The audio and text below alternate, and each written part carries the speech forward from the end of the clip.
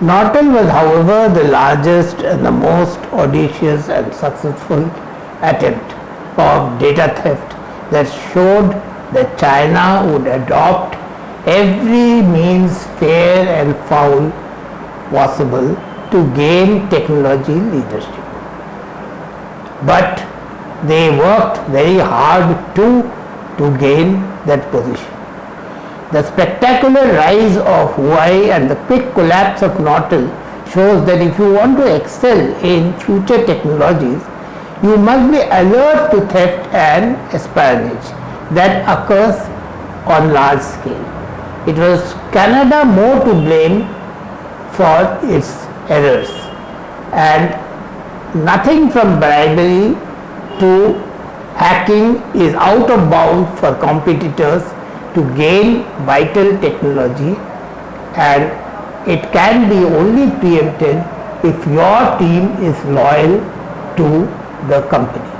If your team is not loyal to the company, you have nobody to blame but yourself. So the enemy attacks, it hacks into your database, it disrupts your business plan, it takes away your clients. So that will happen if you do not have employee loyalty. Now, here I have a question. Yes, I told you that all this information given in this class is in public domain and it's not in our opinion. The information is mostly quoted from Western news agencies and it has been refuted by China. So this is not our opinion, but this is how the information has come. China under Xi Jinping is focused on wrestling the leadership mantle in every way, be it technology or commerce or science or manufacturing or bioengineering or medicine, armed warfare or space tech. They want to be the number one. There is nothing wrong in such a thought, only the means used to achieve such goals include foul and fair for China, and that included copyright infringement, data theft, and it resulted in massive retaliation and restrictions by the US. So the trade war began. China has now created a cyber army of hackers since 2018. Reportedly, once dominant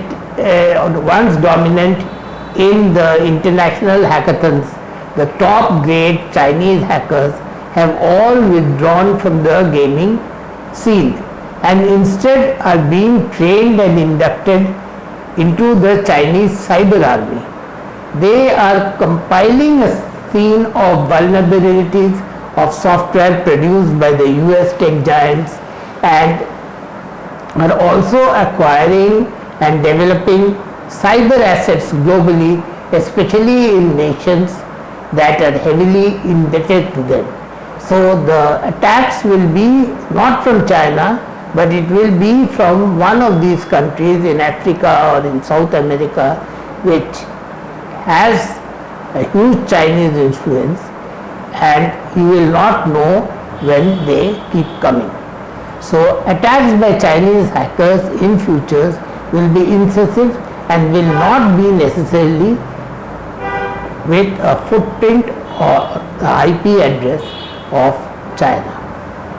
Now this had a retaliation. The retaliation was expected, and in August 2022, the Creating Helpful Incentives to Produce Semiconductors, CHIPS, and Science Act was enacted by the US to lure microchip manufacturing back to United States after several decades. See, there was initially an effort by the American technology companies who started this chip manufacturing to offshore the chip manufacturing because of the high environment costs. So they were thinking that we will keep the technology with us and we will offshore the technology manufacturing. So that was done, and especially it was done in China and in Taiwan. But it was basically done through Taiwanese companies and it was being done in China. So now what happened is that suddenly they found that all these technologies are being compromised.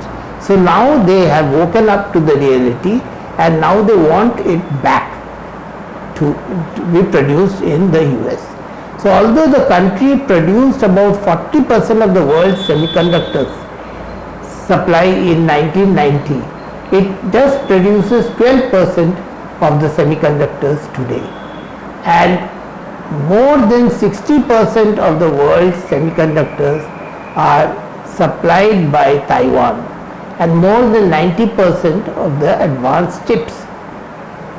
So China's claim on Taiwan and the militarization of the Chinese straits or the Taiwan straits and South China Seas has made the US leadership dread the consequences of China's forced takeover of Taiwan and the semiconductor industry. Now, to avoid that, the US has already stopped producing higher end chips. The US, which had already stopped producing higher end chips for over a decade, has started now again on the chip manufacturing journey. The CHIPS Act allocated $53 billion in federal incentives for domestic semiconductor and manufacturing and research and development, including bringing South Korean and Taiwanese corporations back to producing in the US. In 2023, further, President Joe Biden signed an executive order that will prohibit some new US investment in China in sensitive technologies like computer chips, semiconductors, microelectronics and quantum computing, and would require government notification before exports. In May 2025, the Trump's administration further tightened the rules restricting transfer of all sensitive products and technologies to China, including revoking licenses of those corporates who were involved in the process. The basic plan was to stop the capability of China to make high-end chips that not only included US companies but also included US associates, which included Taiwan, TSMC, South Korea, Samsung, Japanese Renaissance, Toshiba, Sony, Dutch company ASMC, British Arms.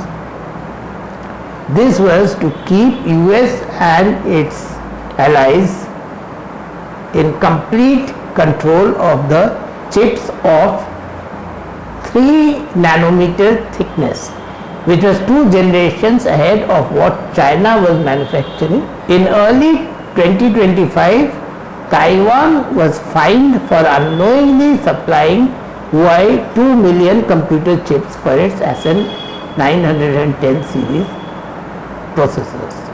Now, hear this video. A new Cold War, but not the kind with spies in trench coats or missiles in silos. This one is being fought in factories, server farms, and government offices, where lines of code and nanocircuits hold more power than tanks ever could. The United States and China are locked in a high-stakes battle, not just for influence, but control of the future. AI, quantum computing, 5G, semiconductors.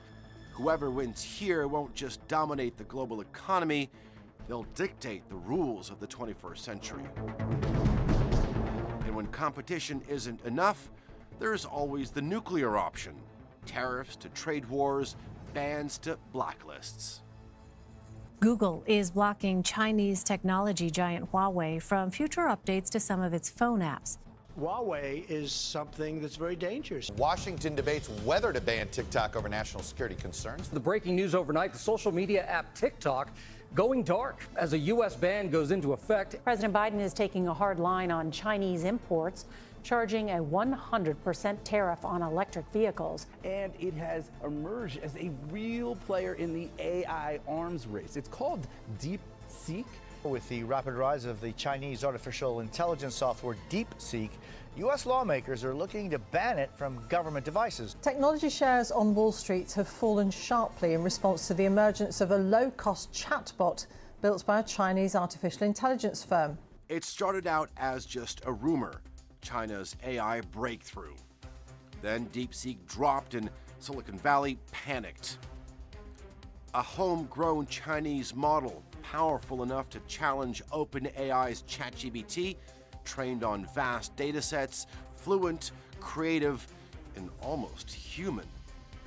Within hours, tech stocks nosedived. Trillions of dollars vanished, leaving investors asking themselves, is this the Sputnik moment in the AI race?